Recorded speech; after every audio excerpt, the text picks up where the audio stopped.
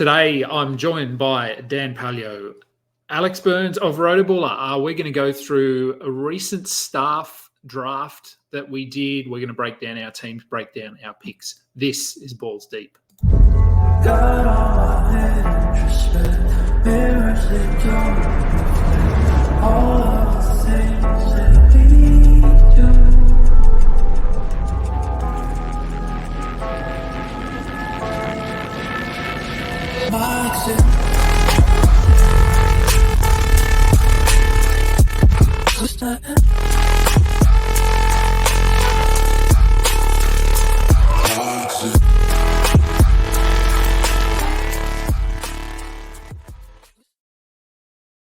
Welcome to the Balls Deep Fantasy Basketball Podcast, brought to you by Fantasy Basketball International. At AdamKing91 on Twitter is where you can find me. FBIBasketball.com is our website. Head over there, check out all of our content. Matt Lawson has a ton of stuff coming out at the moment. We're launching all our new shows. Everything's there. Discord, jump in. We've got well over 3,000 people in the community now, with a ton of leagues running, well over 100. Maybe we're close to 200. I don't know. As I said today, I've got Alex Burns, Dan Palyo from Rotoballer coming on the show. We did a Rotoballer staff draft about a week ago. I think we wrapped up. It was a slow draft, although it moved quite quickly when compared to some other slow drafts that I've done. So I'm going to bring them in now. Gentlemen, how are we both? What's up? Good. What's up, Adam? I'm so pumped every time I hear that intro. You have the best intros in the Fantasy Hoops game. You do, I'm man. so excited right now. Yeah, B-Dub does all of that, so I'll let him know that you both enjoyed it. I often see whoever I've got on the show in the background just bopping along to the intro, so he does a good job putting all of that together. As I said, both of you are at Rotoballer. I recently came on board with you guys just as a contributor. Won't be doing a ton of stuff, but be doing some written work, and long-term, maybe we do a pod. Who knows what's going to happen in 12 months, but excited to be there working alongside both of you as well as everyone else. And that's why I was part of this staff draft, which was exciting to do. So is this something that happens most seasons, or has happened in the past? I mean, yeah, I think we've had it. I mean, this is my fourth year as Rotoballer. I'm sure it's been going on longer than that, but Alex, this is your third year, or yeah, third season. Yeah, third season. And I will say it, just a shameless plug. I did win the championship 2 years ago in this league. Did. So you did. I just want to let everybody know that before we dive into this, so you guys can just take my picks with an extra grain of salt. Absolutely. Yeah. You guys were picking consecutively, I believe, pick 6, pick 7, so right in the middle, which some people like, some people don't. What are your thoughts on where you pick in the draft? Do you have a favorite spot? Are you happy being right in the middle, or would you prefer to be on either end? I'll let Burns go. Go ahead. Yeah, so this year and even last year too, I think we all agree picking in the middle in the first round is not fun. The options, elite options, I should say, outside of Jokic, Tyrese Halliburton, Joel Embiid, Shai Gilgeous-Alexander, guys like that. If you don't get a first, pick in the first 4 picks, I don't like the mid. So I'm either top 4, or I like to be at the back end where I can get 2 picks consecutively, something like that. And if I am in the middle, I'd say mid to end. I've really been going a lot of Giannis Antetokounmpo and just punting free throws. That's like my only option if I get stuck with a mid-round pick. So, yeah, and that's what I did. We'll talk about that at some point. But I'm the same boat. I like being pretty much towards the back end. I think 8, 9 is pretty sweet because you can just see who falls to you there, and then you're not all the way picking on the on the turn. So I think 8, 9, even 10 is not that bad to be this year. But yeah, I mean, hey, you gotta pick where you gotta pick, and at some point, it's outside of your control. So you just got to make the best of it, That's right. And when, I don't know how many drafts leagues you guys are in, but I'm in enough that I usually get to pick from all spots. So you can have a favorite, but you do get good. That's why it's good to do mocks and draft only leagues. Just get a feel for different spots in the draft, so that when your big cash leagues when it is time to draft, you are prepared. Let me bring up the screen here. So we'll start with your team, Dan. Speaking of taking Giannis and punting free throws, it doesn't take a rocket scientist to have a look at this team and see that you're probably punting free throws. Oh yeah, given you've got 1, 2, 3, like 4 or 5 obvious punt free throw guys. Yeah. So you were at pick 6, so right in the middle there. You went with Giannis. I was at pick 11. We'll have a look at my team after we've looked at both of your teams. So taking Giannis, is that a predetermined kind of thing? Like coming into the draft, is that who you had your eye on, or do you think that he fell to you? What were you thinking there with your first pick? Yeah, it's tough when you're doing any kind of staff leagues, or I guess this wasn't. It's what I wouldn't call it a full-on industry league. We've been a bunch of those as well, where the guys are going to take their guys early, and that a lot of times you have to just adjust to who's there. I was actually hoping maybe someone like Halliburton or SGA would fall to 6, but it didn't happen. And then when I was looking at my options there, and I was just like, you know what, I haven't rostered Giannis in a couple of years now. To be honest with you, I haven't had him on my team. I was like, let's just do it. Let's just have some fun with it. It's a staff league. It's not huge, high stakes. We don't play for a ton of money. It's really more about bragging rights and having fun with it. So I'm like, here's Giannis sitting there. Let's go for it, and let's just have some fun with a punt free throw build. So, yep. Second round pick. This is probably one that warrants a little bit of discussion. Victor Wembanyama at pick 19. So I think even the highest optimist or those that are particularly attached to Wembanyama this season, taking him at 19 is high. It is. Is this? I mean, you did mention like this. This wasn't a huge money league. It's about bragging rights. It's about having fun and getting your guys. Was that why you went with Wemby? I mean, he wasn't going to come back to you. Obviously, you were at pick 30. Your next pick was pick 30. Yeah. Chances are he wouldn't be available there. So is this just a matter of you want him, you have to take him? Yeah, well, I was looking again. I'm looking at the options I have, and I'm thinking, what do I do with as far as someone that could build on Jonas's skill set? And I thought I know he wasn't going to be there when he come back around. Now, in smaller leagues, maybe 10-team leagues and stuff, you might be able to get him in the 3rd round. I know all of us probably have him ranked definitely down in the 30s. But I just basically was like, who better to pair with Giannis than baby Giannis? Like he's the same kind of player, right? Same kind of skill set. Maybe we don't know what kind of passer he's going to be. We obviously don't know, entirely how he's going to do scoring the basketball, but he's gonna contribute in most of the same stat categories. And we don't know what his free throw percentage is going to be like, but I know I tried to look up some of his numbers from his games, and he's not like, what is he, like low 700s. He's not like probably going to kill you with the volume that Giannis does, but he fits the mold. And so I was like, let's have fun with it. Let's just build, back-to-back freaks there. Both guys can like just do a little bit of everything. And then from there, we'll talk about how I tried to attack, assists with another guy who can do a little bit of everything with LeBron. And I don't know, just a real unique build. I was trying to go after these guys who are multi-cat guys who, when you punt free throw percentage, to jump up a bunch of spots. Giannis jumps up, LeBron jumps up. We'll talk about Zion here in a minute, I'm sure. Jumps up quite a bit. Yeah, so LeBron at 30, I mean, that feels pretty safe. Per game, he's going to beat that. Totals, we're not sure. I do feel like the Lakers are built a lot better than they were last season, so they'll be able to sort of, I mean, they won't put him in cotton wool or anything like that, but they will be able to manage him a bit better. He'll miss a few games here and there, but the idea is that he's healthy come April and May. So, and I feel like this is slowly transitioning to be Anthony Davis's team. He'll be the main guy. So LeBron at 30, really safe pick. You went with Chet in the 4th round, who I love this season. Pairing Victor and Chet together is a really fun build. And then you back that up with Zion. So, I mean, talk about that Chet Zion back-to-back pick. So basically, I really wanted Chet. I think I was right ahead of Burns. I didn't know if Burns was going to take him or not, but I was right in front of Burns. Or no, I was Probably going. was. Yeah, and I know you're high on him. And I think but he's just it's all upside at this point. You have pretty safe Jonathan LeBron.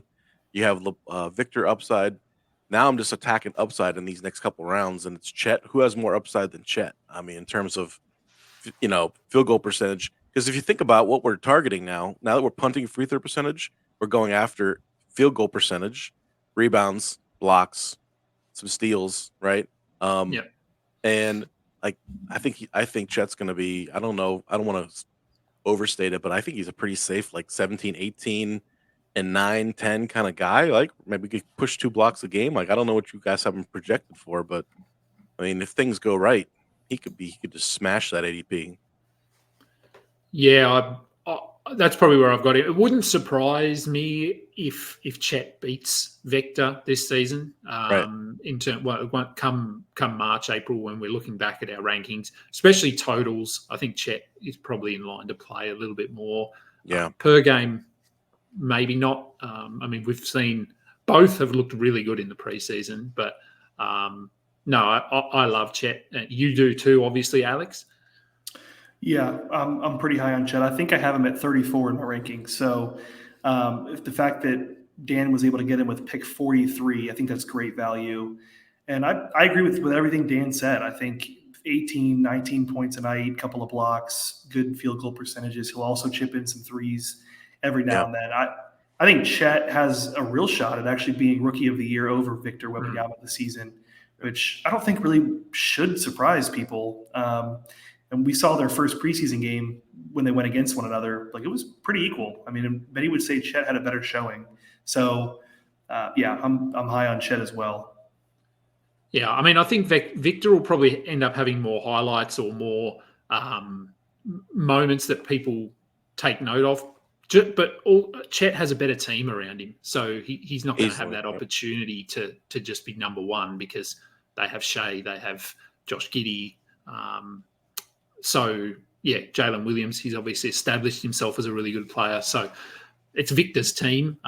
Outside of Devin Vassell, there really isn't anyone that's going to demand the ball. So, well, Keldon Johnson might try to demand it, but I don't think he gets it. Zion at 54, I think that's about right. That's about where I just did a show with Alex Reclean and we were talking about Zion and that feels about right. Around pick 50 is where people are going, and he could end up being a value at that range. He could be top 30, or he could be like last season where you've basically blown your 5th pick on someone who spends the season on your IR. Are you confident this season that he can stay healthy? No, not at all. I mean, he hasn't done it yet. I really want him to because he is exciting. He is good for basketball. He is good for the NBA. He is a fun player. He brings a lot of personality. I really do enjoy watching him play. He's got like come to that it factor. He's just like that dude.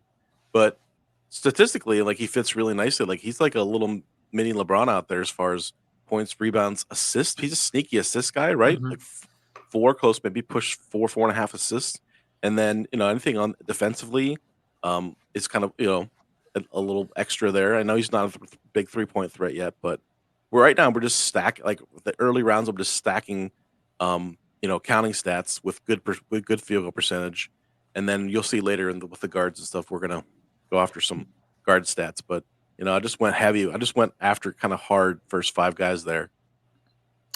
Yeah, I was actually had a haircut this morning. My barber is a big NBA guy, so we were chatting about the Pelicans, and it's not a concern necessarily, but one takeaway from the preseason and watching them is their lack of a true point guard. They have CJ McCollum probably playing the point, but he's not a point guard. No. Ingram can handle the ball a bit. Zion can run the offense through Zion.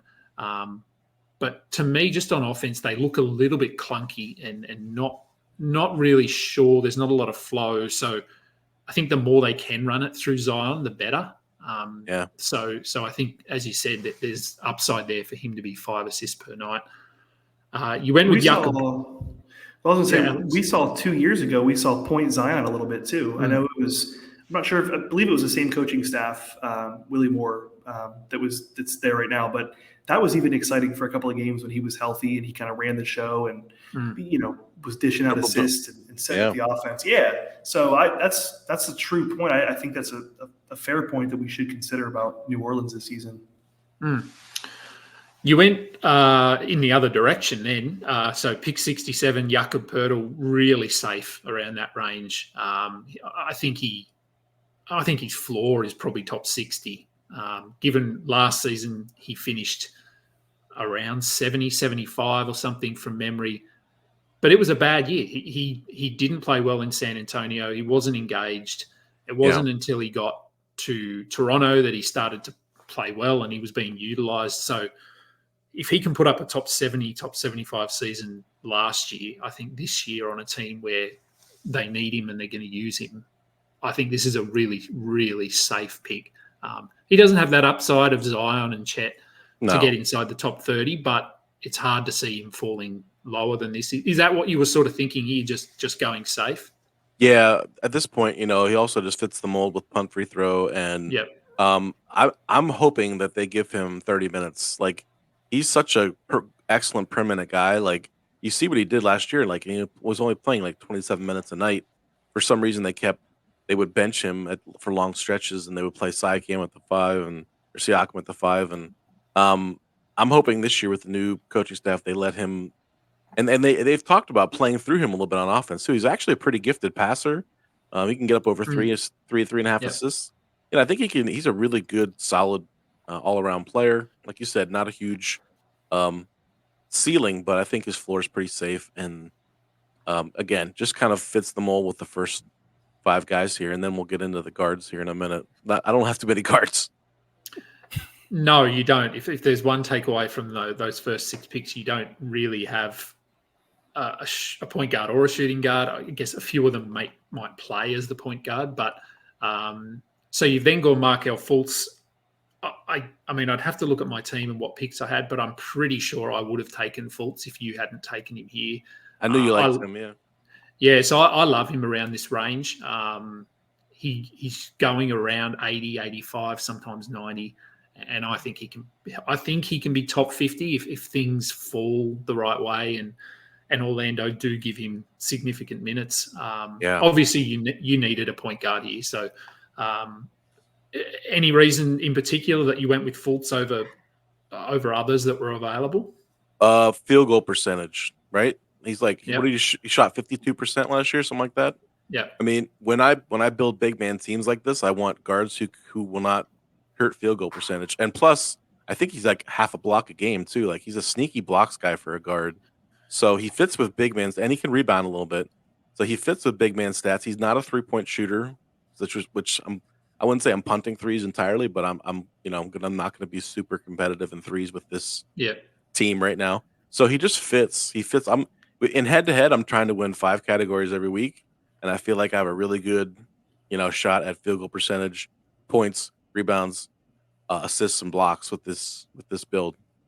If you look at a couple of your other guards here, Derek White, who you took next, and then DeAnthony Melton, who somehow fell to you at 139. I know, right?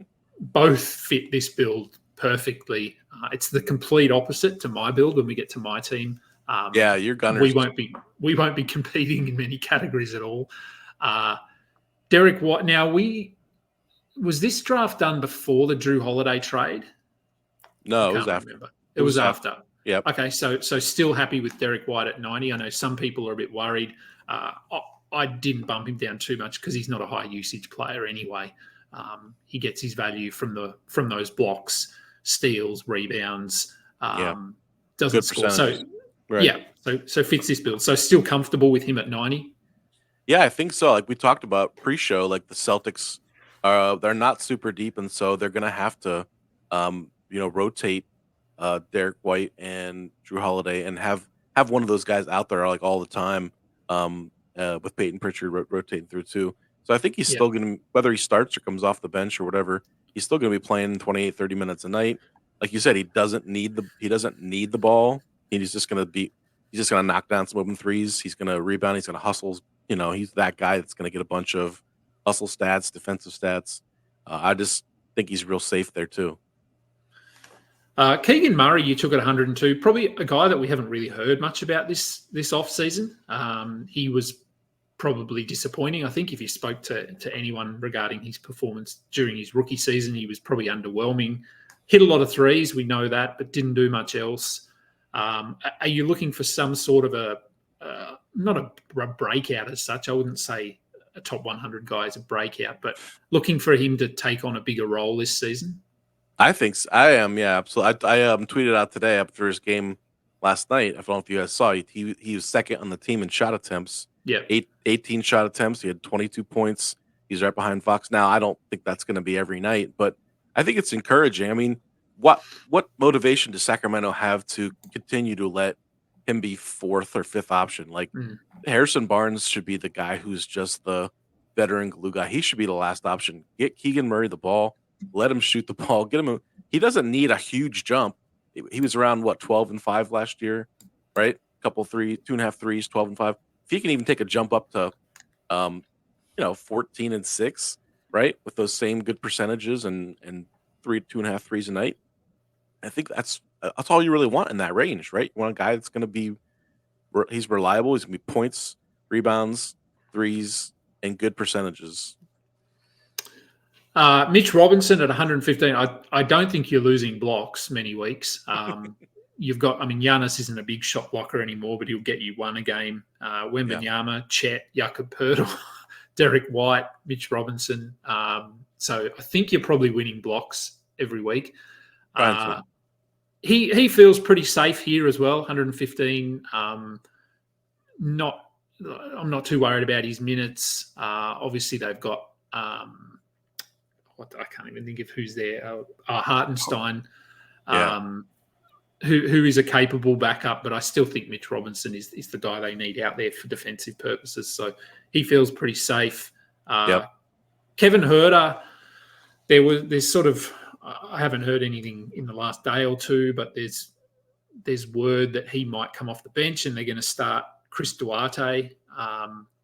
Does that impact this selection? He still feels pretty safe at 125, 126. Yeah, it was basically, I was looking for shooting guards at that point, and he's a guy who's a really good 3-point shooter, obviously, who won't, again, we're looking at guards who won't kill your field goal percentage, right? Yeah. So, if he comes off the bench, that's fine. There's probably going to be more, it might be even better for him as far as usage goes.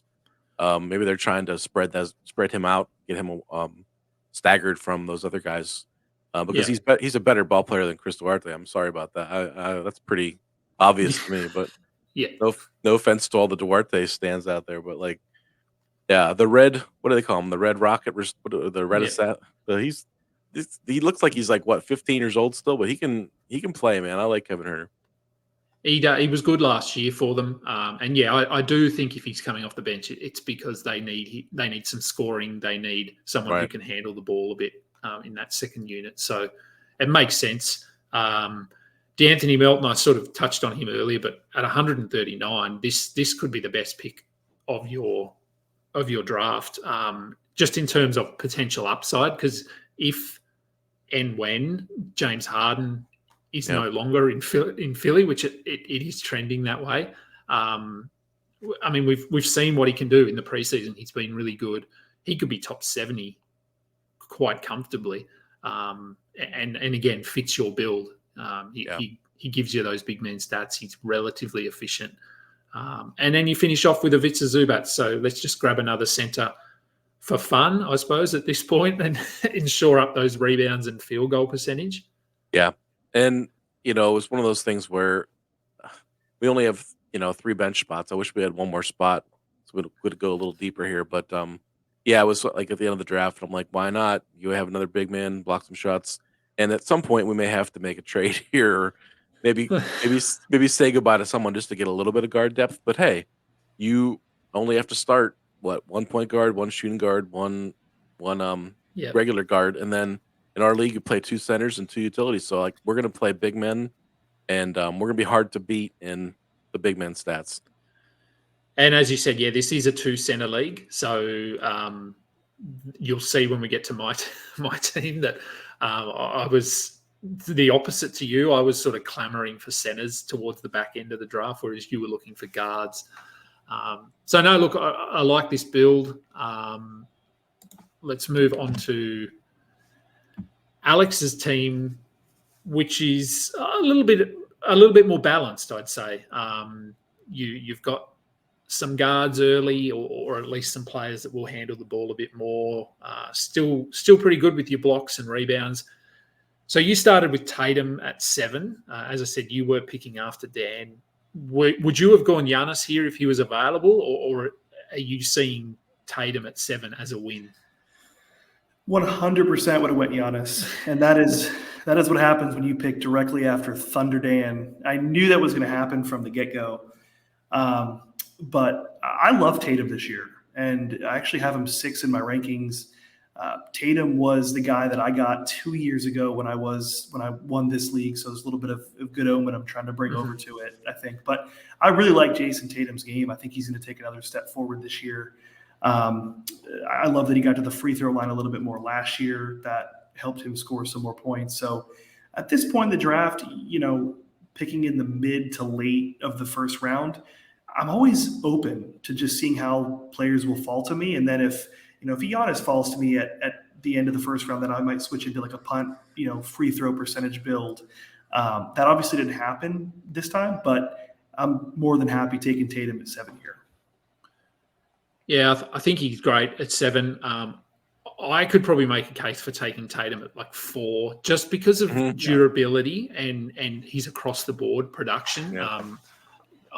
If I was at pick 4, I probably wouldn't take him. I'd go with a Halliburton or a Shea, just because of the highlight moments and stuff. But I think Tatum feels really safe in this range once the season is done. Kevin Durant at 18.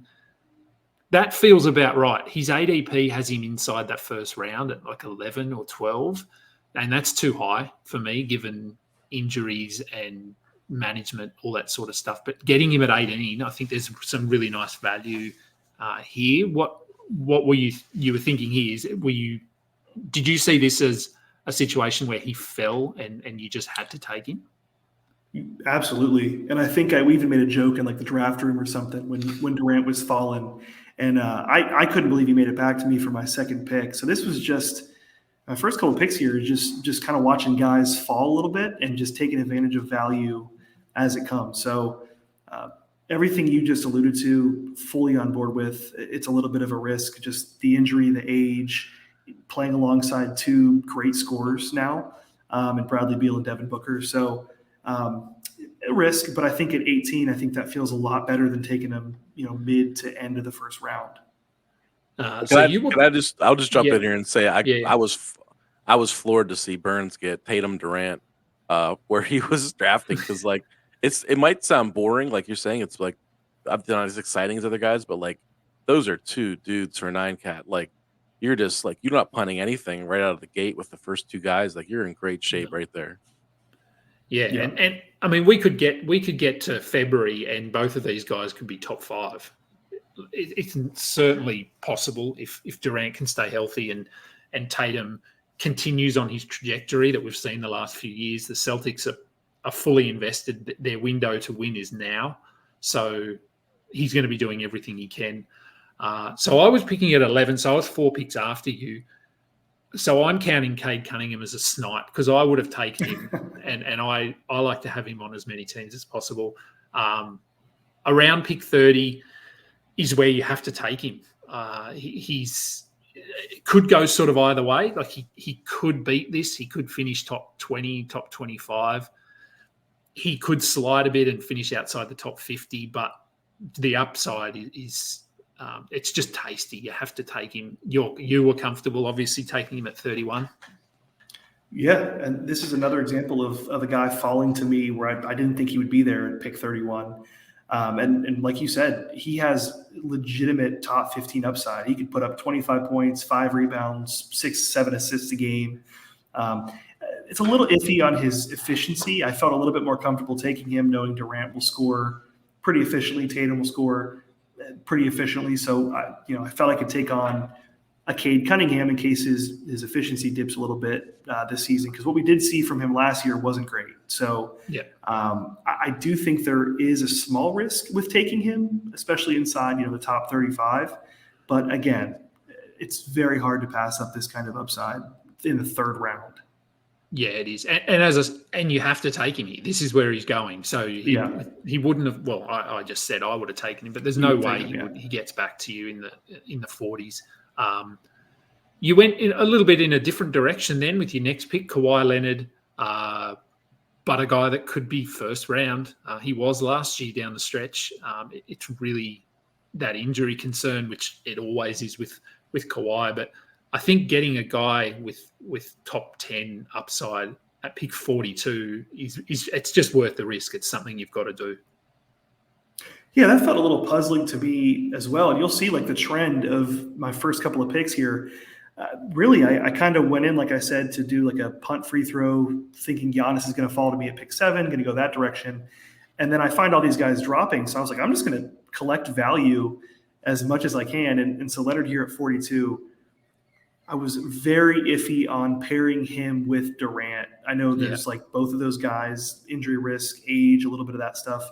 But again, at 42, I mean, that just seemed crazy for Kawhi Leonard and compared to what his upside is. And by all accounts, he looks great in preseason. I know that doesn't mean anything, for his long-term health of the season, but there was even something that came out the other day about how, when he sits out all these games, and it's not because he wants to. I know that the narrative around Kawhi Leonard has been, load management.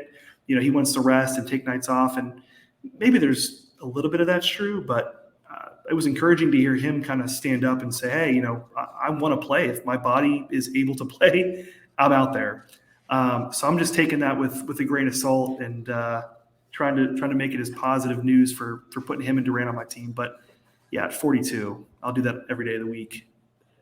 And look, I mean, this, as you said, there are points in the draft where you just have to simply take best player available and outside. And so it might be that you draft Kawhi, he's healthy, he's putting up top 10 value for the first month. You can then trade him away and get someone that fits your build. You might find that you need some certain categories, and he's a perfect example of someone that you could trade away and get value back. Josh Giddey at 55, another guy I'm pretty high on this season. His ADP is around this area. Are you confident he can beat this? I think that's my concern, is I'm not sure. I'm okay to get him here around the 50 or 60 mark, but do you see a path to him being a top 40, top 35 player? Maybe. And I could say this is probably the first pick where I really felt like I reached a little bit. I have him early 60s in my rankings, super high on him. I think he's a fantastic player. He's going to get you production in multiple categories. My thing with him is really just the Oklahoma City team. I don't really know what to make of their usage this season, because we saw, Shai Gilgeous, obvious leader in usage last year. Jalen Williams came on the scene. Josh Giddey had a pretty solid year. Well, adding Chet, Shai Gilgeous-Alexander's not losing usage to Chet. I would probably say Josh Giddey and Jalen Williams are the two people that will probably lose the most usage on the team or in the starting lineup. So it'll be interesting to see what he can do if he has the ball in his hands a little bit less. Does that mean one and a half less assists a game? Is Chet now down there? I know Oklahoma City was one of the worst rebounding teams in the league last season.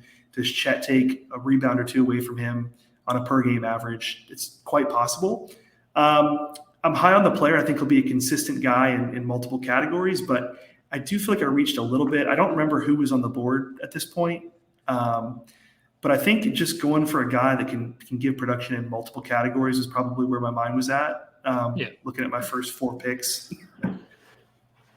And Dan, I mean, what are your thoughts on Giddey this season? Do you see this as a bit of a reach? I think you worded it well when you said he's probably safe here, but I don't know that he can beat this or outperform this too much. It's nice to have a guy that's just a multi-cat guy, though. Like he's going to get 5 rebounds at least. He's going to have 5 assists at least.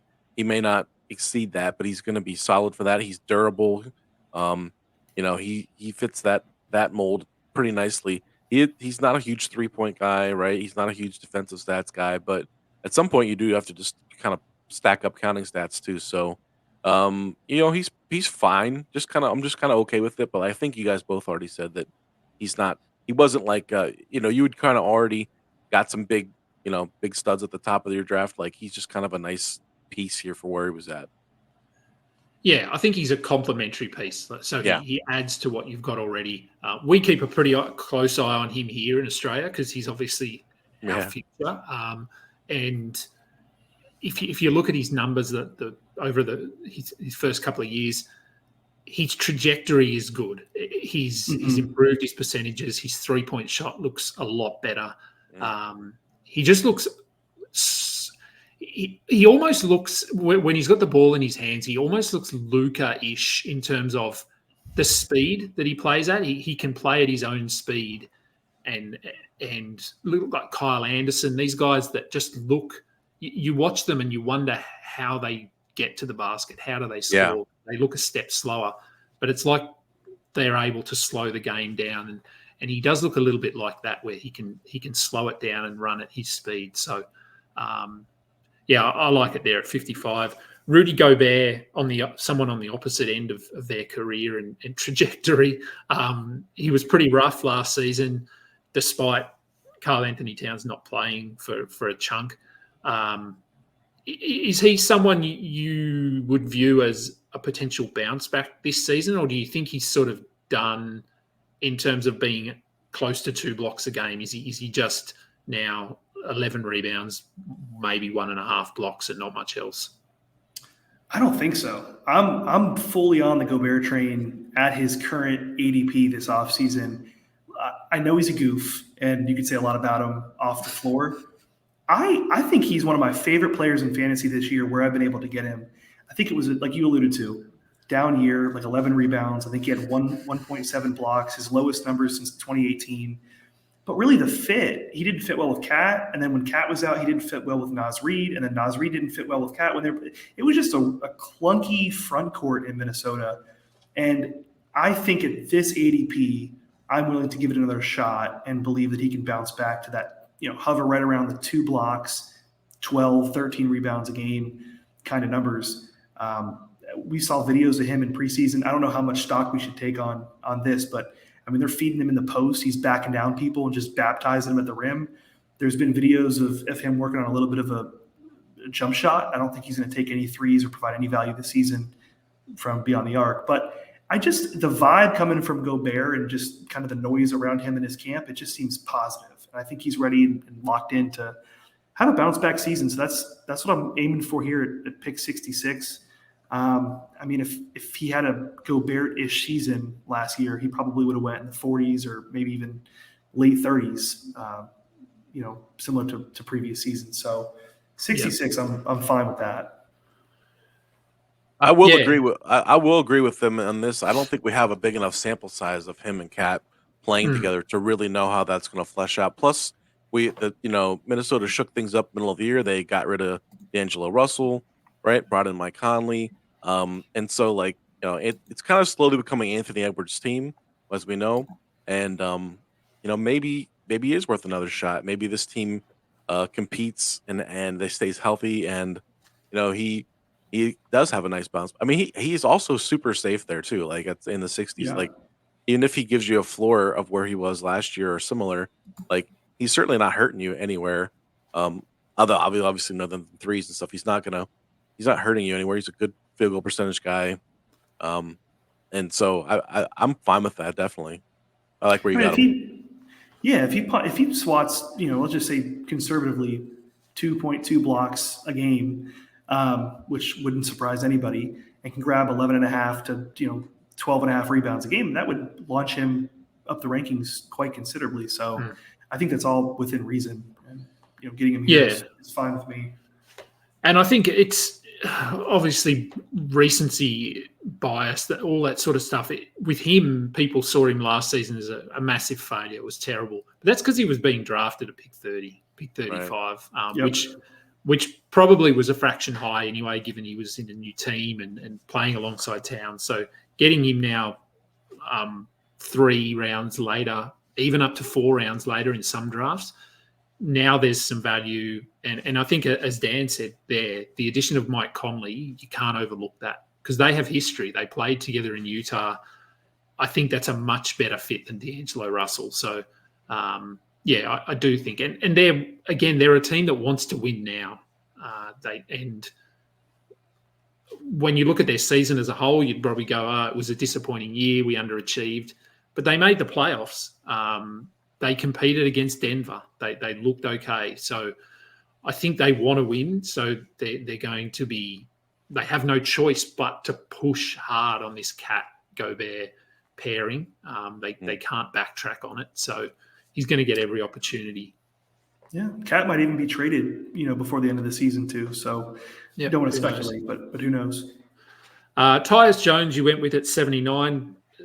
Bit of an upside sort of pick here, like someone who's in a role. He's going to be starting in Washington, a role that he's never had for more than 2 weeks at a time. Maybe a little bit like Giddey. Like, I don't know how much higher he can get than this. Probably top 70, but pretty safe. He's going to get. He'll get some assists. He'll get some steals. He's relatively efficient, or has been throughout his career. He's probably going to. Maybe his efficiency falls a little bit this year because he's going to have more responsibility on the offensive end. But what are you hoping for from him this season at pick 79? Yeah, I mean, Tyus is one of my guys this season. Dan, who you read a ton of DFS content, you can allude. He's like a free space over the last couple of years. Every time Ja Morant would miss a game, he was just, you knew you were getting really solid production across the board.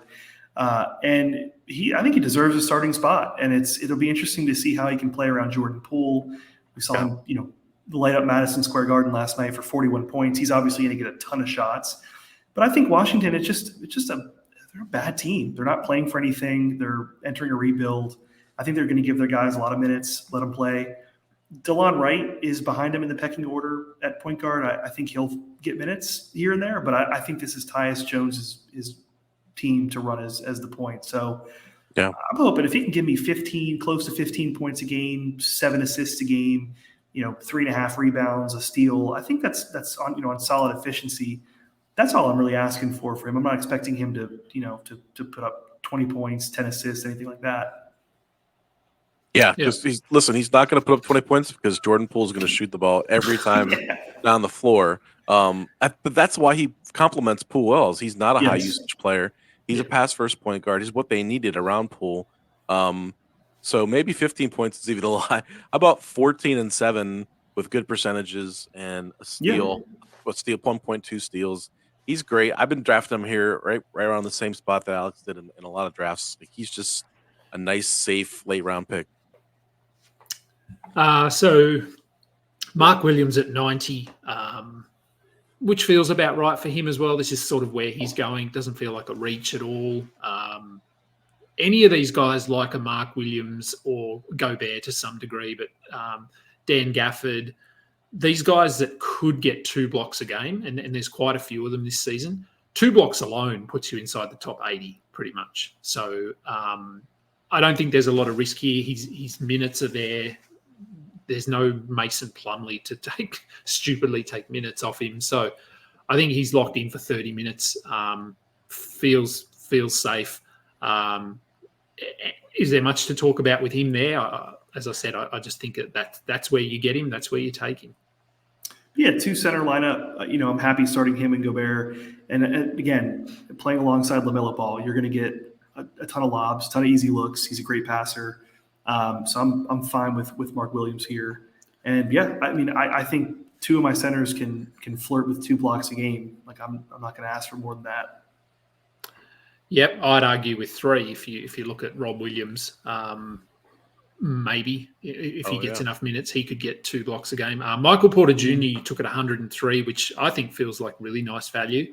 As long as he can stay healthy, he's going to get you sort of 17 points, 7 rebounds. He'll hit a lot of threes. He's good from the free throw line.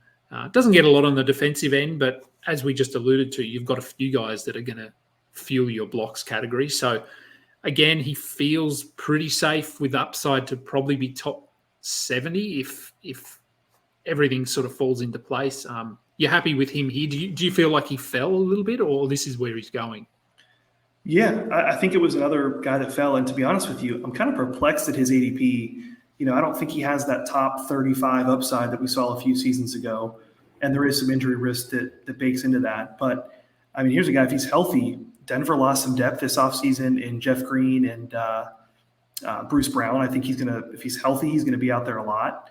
And he just has a nice game. And he's going to, give you points, threes. He's an underrated rebounder. Kind of hard to grab a ton of rebounds when the Joker's out there, but he has rebounded the ball well in the past. So again, like you said, I agree, top 70 upside. I don't think we're going to see him flirt if he's healthy all season with like top 30 numbers, but to get him at 103, I think there's room for him to grow there. And looking at my team, outside of like Durant or Tatum, I'm kind of lacking, especially with Tyus Jones as one of my guards, 3-point game. So just trying to get a guy that can provide solid value in the 3-point category as well. I like your next two picks. So Jeremy Sohan, you took at 114. Now, this was before the, I guess, official news that he's going to be starting at point guard for the Spurs. So I mean, you're even happier with this pick now.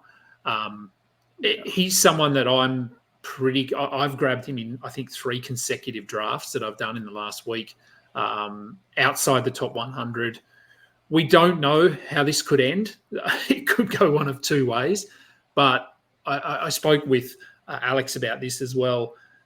He's in a really good situation in that the Spurs can put him at the point guard spot, and if it's not working after a week, they don't have to change anything. They don't want to win games, so they can experiment with this for the whole season, even if it's not working. He's a good defender. He'll get rebounds. His free throws don't kill you. We had a look at his free throw samples in the final 3 months from last year when he went one-handed, and he was around 76, 77% on average over the final 3 months of the season. So that's not going to kill you. So I love this pick at 114, just for the upside and the opportunity that he's getting. And then Mike Conley, one of my favourite late round picks this season, to get a guy that'll give you 14 points, 2 threes, 1.2 steals, 6.5 assists, good from the free throw line. To get him outside the top 120, it's a no-brainer. Yeah, I agree. I agree with both of those guys. What do you think? Just a question. What do you think now that Jeremy Sohan, he's been announced the starting point guard? Where would you draft him now? Well, still in this range. I think if you can get him, his ADP is like 130 something, I think. Chances are with this news, he's going to go up. So his ADP this weekend will not be 130. It'll probably be maybe 100. So I think the later you can get him, how high would I go for him? I'd probably go... Look, I'd probably any time after the pick 100, I think I'd be comfortable taking him. Mm-hmm. Yeah, I would agree. Yeah. As I said, Conley very safe. Rob Williams at 138, that could be amazing value. He doesn't need to play big minutes to put up value. If he can play 24 minutes a night and be healthy, then he top 60, top 70, because he's an elite shot blocker. He'll get you close to a steal as well. He's just really good on that end of the floor. He's efficient. He's a hustle guy, so he gets a lot of lobs, a lot of fast break points. I mean, to me, at 138, this is potentially could be the best pick of your draft, just in terms of upside. Was there any doubting or any sort of second thoughts when you took him at this spot? No, and I think another guy that I've been perplexed with since the Drew Holiday trade was him. Is I feel like the consensus on him was people were kind of like, he's not in Boston anymore. DeAndre Ayton's there. He's going to come off the bench, and a decrease in value. I mean, what has really changed from being in Boston? I mean, it's really the same kind of scenario. you alluded to it. It's 100% correct. He does not need a ton of minutes to produce value. I mean, I know Ayton is working on his 3-point game, so he's working on spacing the floor a little bit better. But I mean, they could even put out a lineup with both of them on the floor together and just let Williams roam around and wreak havoc on defense. So I think there's a ton of ways you can play him. He's versatile as a big man. I'm stoked to have him 138. And then you took Trey Murphy with your last pick, which I probably would have taken him if he was available, because you just move him to your IR spot and grab someone off waivers, which I'm sure you've done already. Thank you for reminding me. I forgot. Okay, go and do that. I've done it with my team because when he comes back and he's healthy, he could be top 80 easily. So I think anyone in any draft, if Trey Murphy is available in your last round, just take him. Even if he doesn't fit your build, just take him, because he could be someone when he comes back that looks really good, and you can trade him and get a top 70 player back who fits your team. So I love Trey Murphy. I just wrote up Trey Murphy for an article recently. He is a guy who's when healthy, and I know, he's some of his numbers were, when Ingram was hurt and Zion was hurt, but he is a player, man. He can, I love his game. He's going to be very fantasy friendly. So I love him in drafts like this. And I think a lot of people think of him as just this guy that's going to shoot threes, but that's not the case. He's very good at attacking the rim, efficient. So he can score from multiple positions on the floor. He's a good defender. He's not as good as Herb Jones yet, but he's certainly above average in terms of wing defense. So they can have him on the floor. For those that would argue and say, no, you need Herb Jones, you need his defense out there, I'd probably say no. Look, I think Trey can get the job done. So no, I love him as a last round pick. Let's quickly look at my team then. As I said, very different to Dan's team, where we're not competing in any categories. I was at pick 11. I mean, starting at the top, Steph falling to pick 11. I haven't seen that anywhere. When coming into the draft at pick 11, I basically had my eye on LaMelo Ball. I was hoping he would fall to me at pick 11 because I love him this season. But I just couldn't pass on Steph. At pick 11, I probably thought about it for about 3 seconds and then just went, look, I have to take Steph here. Is this late for, you guys have seen a few drafts. Is this late for him? Yeah. Big time. Very late. Yeah. It's way too late. It's one of those things where people like to get cute with picks, and we don't have the whole board up in front of us, but I think someone took Mikal Bridges or something at 8 or 9. I'm trying to remember. They did. Yeah. And there's definitely some people who got cute, maybe with Anthony Edwards even going their head. And so it was just when he came to you, I'm like, that's an obvious pick. I mean, and then you get to pair him with Trey coming around. That's silly. Yeah. Your first three guards are silly. It's I'm just pulling up the draft now. So Sabonis went at 9. Anthony Edwards went at 8. Bridges went at 10. We have some. Wow.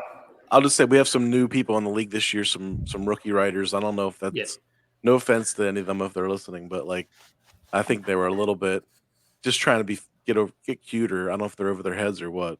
Yeah, it was. As I said, I was very surprised that he fell to me. And it basically changed because I thought coming into the draft, it's going to be at pick 11.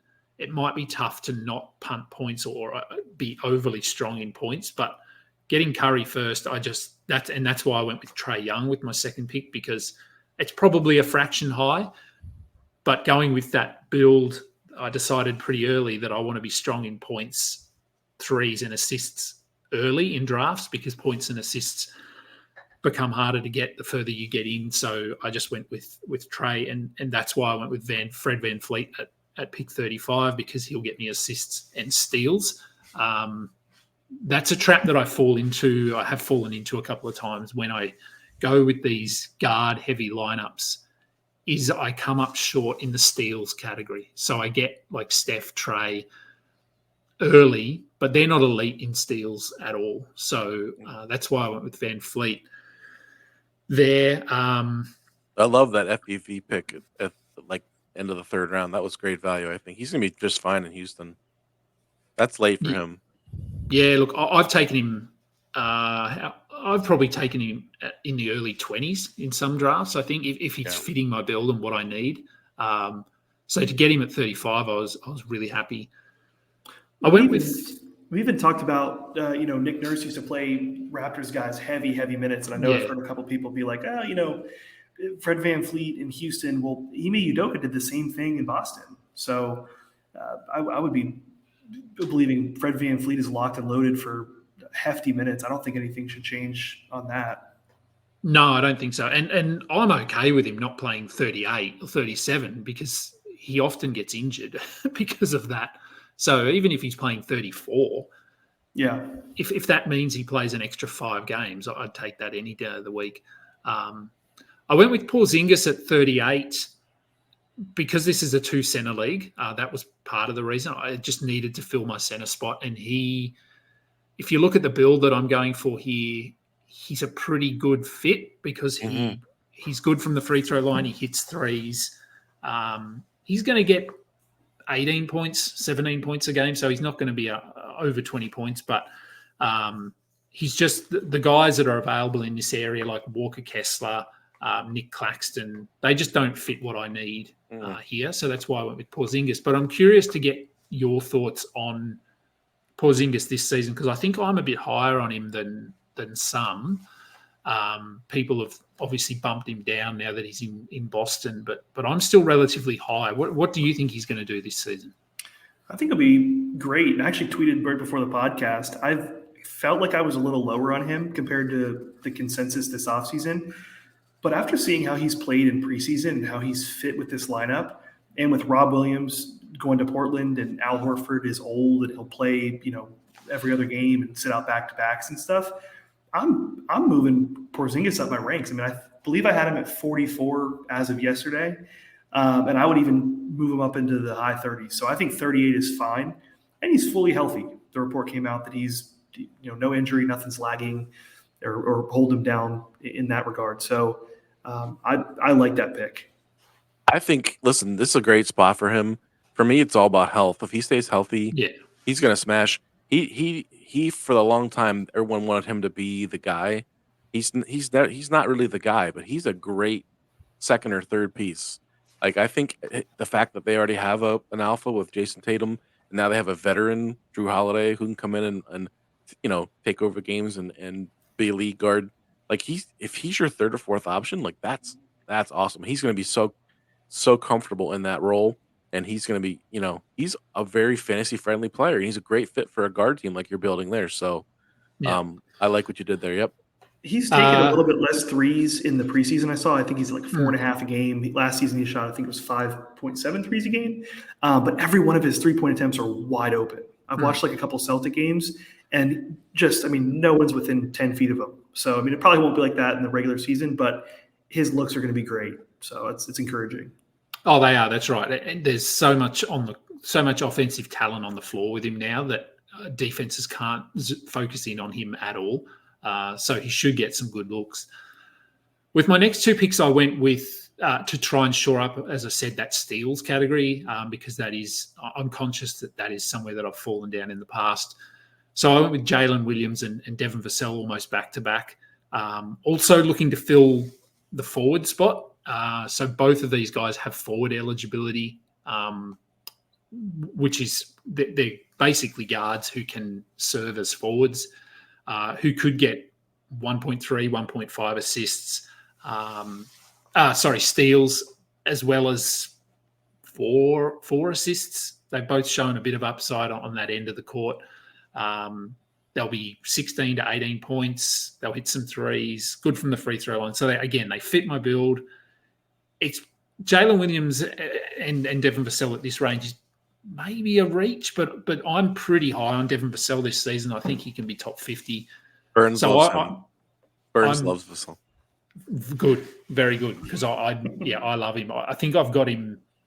I'd have him in almost every team that I've got. I think it'd have to be close. And Jalen Williams, I don't have him in as many spots. I try to get either him, if I'm doing this build, I try to get either Jalen Williams or OG Anunoby.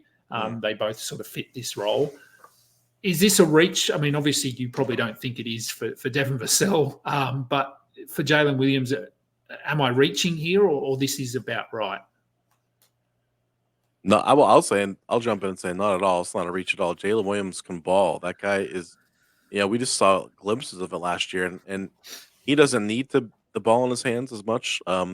He's fine being their third or fourth option. He's a steals machine. He's in great shape. Like if you saw him coming into camp, like he put on another 10, 15 pounds of muscle. Like he is an awesome, just like glue guy for them, and he's just going to pile up stats. He might not be a huge point scorer. Like he may only be like a 14, 15 point guy, but like he's going to put up stats across the board. I love Jalen Williams this year. My only thing I'll say, I agree. I love Jalen Williams, and I don't think 59 is that much of a reach. My only concern is, like I alluded to earlier, is with Chet entering the mix. It's like I think Jalen is the first guy that's going to lose some type of usage on offense. Yeah, I know what you said, Dan, is correct, is that he doesn't need to score a ton of points to provide you value, but steals are such a high variable stat. It's like, I think down the stretch or the second half of the season, he averaged, I think it was like 1.6 or 1.8 steals a game. If that goes down to 1.4 or 1.3, which is still great, it hurts him a little bit if he's not putting up as much, counting stats. So that's like the only thing I have about him. I mean, other than that, I think he's a great player. But I wouldn't say 59 is a reach. I mean, I've seen people in mocks take him like in the 40s. That's a reach, in my opinion. Yeah. Very much like your Josh Giddey pick. I think this is relatively safe. I don't think there's a path to him being top 30 or anything, but I think he does enough across the board to maintain value here no matter what. But as you said, he could be a 15-point scorer, something like that. So I did need to shore up points a little bit, which is why I went with Anthony Simons at 83. He'll get some assists as well. What the whole Portland backcourt is a little bit of an unknown at the moment because it's relatively new. What are your thoughts on him this season? Do you think they view him as their future, or is it Shaden Sharp and they're just going to give Simons minutes to build up some potential trade value in the future? It's a good question. I really don't know what to make of it. I obviously think Scoot is going to be handling the ball. Malcolm Brogdon's going to factor in a little bit there. Jeremy Grant, for whatever reason, is still around on this team. I have no clue what he's doing with the massive contract that he has on the roster. But I do think Anthony Simons is one of the best off-ball shooters in the league from three-point land. So I think as long as Scoot and Malcolm Brogdon are handling the rock and kind of facilitating the offense, I think Anthony Simons can get some really good looks. And I think, like you just said, like you need points. You got it in Anthony Simons. At 83, that's a fantastic pick. Yeah, my only complaint with him, and I'm, if he fits this build fine, but it's just that he's a little hollow in terms of just being points and threes. Doesn't do a whole lot else. Doesn't do a lot of defensively. Yeah. But it's late. You're in the 80s, so like you can afford to go after some specialists. But I think he is better. Like Alex said, better playing off the ball. And we'll see what direction. We'll see how things flesh out in Portland. Who knows what happens there? But you're not taking a huge risk there that late, anyways. Adam, you might have the greatest fantasy free throw shooting team I've ever seen in my life. Yeah, that's when you go for a build like this and you're avoiding those high shot blocker centers that kill your free throw percentage, you tend to walk away with a team that will shoot at least 80% across the board, which usually will get you the win most weeks in that category. As you said with Anthony Simons, he is a little bit hollow, points and threes, maybe some assists. But that's why I paired him with my next pick of Marcus Smart, because he's almost the opposite in terms of this build. He's assists and steals, not a lot of points, still some threes and free throws, but he'll get me those stats that Anthony Simons won't. So I'm happy. I'm getting Marcus Smart in a lot of drafts this season as well, because I think at least for the first third of the season with Ja Morant out, he could be top 60, top 50, just because they need him to do more. Then I got my second center. So I needed to fill this. I didn't want to be waiting till the last round, which I did grab a center in the last round, but that was more just pure upside. Zach Collins fits this build reasonably well. Again, good from the free throw line. He'll get me maybe a 3 a night. He can pass a little bit like a Jakob Poeltl. They could run the offense through him a little bit, especially if they've got Sohan at the point guard, who isn't a true point guard yet. They might want to run the offense through Collins, and we saw that in last night's preseason game. They had a couple of handoffs at the post, and he was able to find cutters, that sort of thing. So fits my build. What are you guys thinking for Zach Collins? Because obviously Wembanyama coming in, he's drawn all that attention away from Zach Collins, but he was really good last year down the stretch, and I think he can still have a top 100 season. Oh, yeah. I think he has the upside for this is going to sound crazy, but upside for top 80. I think he's an underrated passer, like you just said. He averaged 3.9 assists last season as a starter. That's exactly the same number that Alperen Sengun averaged last season, which people swoon over his playmaking and assists for a big man. You kind of get that. It's like Zach Collins is kind of like a Sengun light, if that makes sense. Yeah. And you can get him threes. Yeah. Yeah, with threes. And you can get him like, 50, 40, 50 spots, higher. So, I'm all in on Zach Collins this year. I do think Wemby changes the dynamic of this team. So I don't think we should expect like last season's starter numbers this season, but he has upside, and he's going to have – who's behind him in the pecking order? They have Charles Bassey, Dominic Barlow, young guys who might see some time. But I think Zach Collins is only 25 years old, which is shocking to think about. Right, and he can space the floor unlike those other guys. Those other big guys that they have are more post players, and I think they probably like the fact that he can play out of the high post. He can spot up behind the 3. We saw him hit a 3 last night. They're going to want to create space for Wemby to operate, and kind of let him play like Giannis eventually down the stretch, So I think he fits really nicely, and he's in that 100 season easy pick, great pick. Then I just went for just points. Let's try and get some points late. Bojan Bogdanovic, I don't even know where he's going to be come the end of the season, but he can score 16 a game in his sleep. So yeah, I grabbed him here. He's the guy I've put in my IR spot because he's injured, and I think I picked up Quentin Grimes or something. So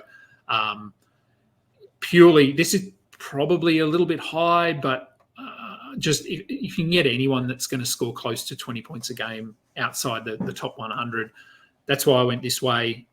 Exactly the same with the next pick, Kobe White, who looks as though he's going to start for the Bulls this season. Can score. We know he can score. He'll hit some threes. If he's starting at point guard, he's going to get some assists. He's not going to be a high assists player, but he could get 3 or 4 a game, and they all add up when you look across my whole team. And steals. He's a kind of sneaky steals guy too. Yep. Okay. Yep. So Burns, happy to get him here. I know Burns loves him, right? Burns, aren't you a huge Kobe White guy? I was. And it's funny, in the offseason, I was in a mock draft with a couple buddies of mine, and I took him with my last pick, and I was like ridiculed for it. And I was like, I just think he's going to start this season. And I had somebody tell me Javon Carter's going to start and all this stuff, which, again, at the time, who knows? Javon Carter, great defender, great point of attack, point guard to have. But Kobe White's shown it in the preseason, man. It's been fun to watch, and he ended the season last year really good too. He was like a top 75 guy the final 2 months or something. He was good. Yeah, no, look, I'm happy to get him here, and a little bit like a Jeremy Sohan. We know he's going to start now, so I'd be okay taking him a bit higher than this. I went with Herb Jones next. Again, just trying to get those steals. I know that's all he's going to give me is steals and some threes. But I just figure while Trey Murphy's out, he's going to probably play significant minutes. At this point in the draft, 134, I can just have him in my lineup for 2 months. And then if Trey Murphy comes back and he scales back to 26 minutes a night, I can drop him and grab someone else here. And then, as I said, with that last pick, purely just getting a third center, so I've got another option. Somewhat fits my build in terms of steals and free throws. So he's another guy that's not going to kill my free throw percentage. And he's just good on the defensive end. So he could get close to a steal a game, 0.8 steals from the center spot. And if he can play 24 minutes, then I think he smashes this in terms of value. Easily. You guys okay with Paul Reed here? Like, are you thinking he's someone that needs to be drafted this season? Go ahead, Alex. Yeah. I think Paul Reed is, if you talk like my last pick of the draft, I'm always shooting for upside. Like somebody that could just blow their ADP out of the water. Paul Reed is the number one choice for a last pick, in my opinion. I don't know if you guys heard Tyrese Maxey. He was on JJ Redick's podcast, but he was talking about how Nick Nurse has been encouraging him all summer, like shoot the three ball, like work on your 3-point game. And I want you to take like 3, per game, which I don't know if that's going to happen. But this guy, if Embiid has to miss time, Mo Bamba right now is like the only other big guy on the roster. Don't think they really believe in him too much. Paul Reed could literally be a league winner. And honestly, like with PJ Tucker just being a complete zero on offense, like how long does it take until they just say, hey, let's try – Nick Nurse likes to get fancy with lineups. Like we're going to just try like Paul Reed and Embiid in the front court together. Yeah, they talked about doing that. I mean, listen, this guy played 10 or 11 minutes last year and averaged like 0.7 steals, 0.7 blocks a game. Like if you give him 20 minutes and you're talking about a guy that could push up over, 1 steal, 1.2, 1.3 steals and blocks each, like he's an awesome stat stuffer. I love his game. Small ball Paul, like he's a DFS specialty for us DFS guys. I hope he gets a shot at legit rotation minutes because he works his butt off. He deserves it. He's like a scrappy hustle player. Like I love his game. Yeah, look, I hope he does. He's a little bit like a Robert Covington, but without the 3-pointers.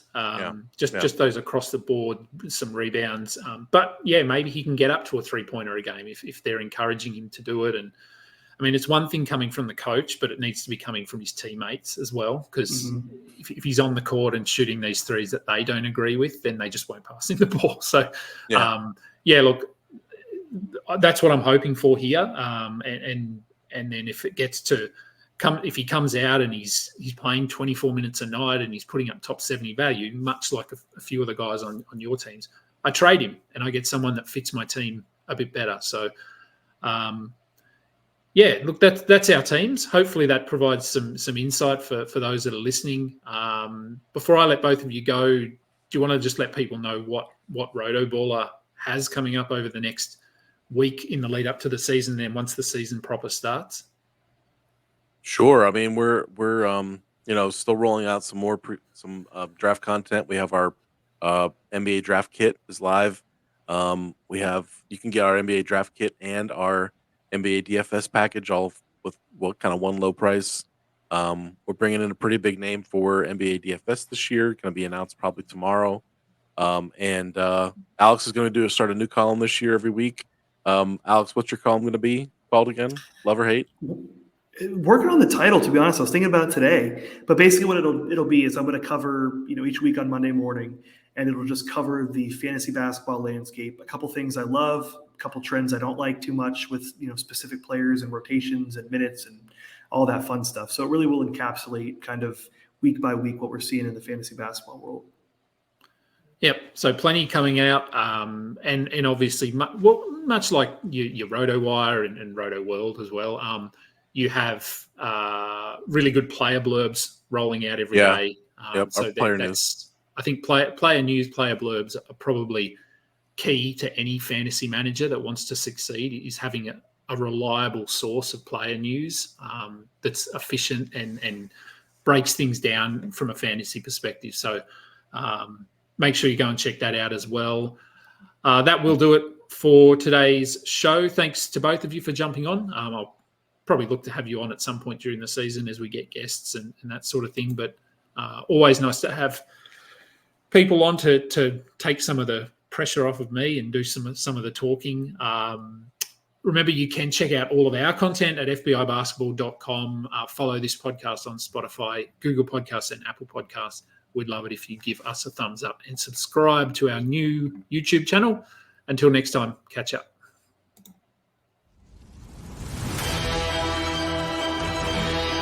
You just listened to another episode from the Fantasy Basketball International Podcast Network.